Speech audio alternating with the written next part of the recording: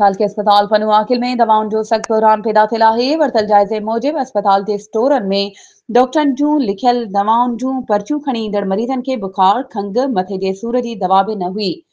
उते मौजूद गैर वास्तेदार जेको स्टोर हलाए रहियो हुयो, माण्हुनि खे बुखार जूं टिकियूं भी न ॾेई रहियो हुयो। केतिरनि ई मरीज़नि दाहूं कयूं त लिखियल पर्ची ते हिकु दवा आहे त गोरी ॿिए मर्ज़ जूं पिया ॾियनि। स्टोर जा असल इंचार्ज ऐं एमएस डॉक्टर तारिक चाचड़ बि अस्पताल मां ग़ाइब। मरीज़नि जी शिकायतुनि ते फोन जी कोशिश कई वई त एमएस फोन बि न खयो। पनु आकिल अस्पताल जो निज़ाम दरम बरम मुबैना तौर सरकारी दवाऊं विकिरो थियण जा इंकशाफ ऐं बजट में गबन थियनि पिया। ज़रियनि मूजिब त दवाऊं बि नकली आहिनि, पर उहे बि विकिरो थियनि पियूं ऐं मनपसंद माण्हुनि, माइटनि, दोस्तनि खे ॾिनियूं वञनि पियूं।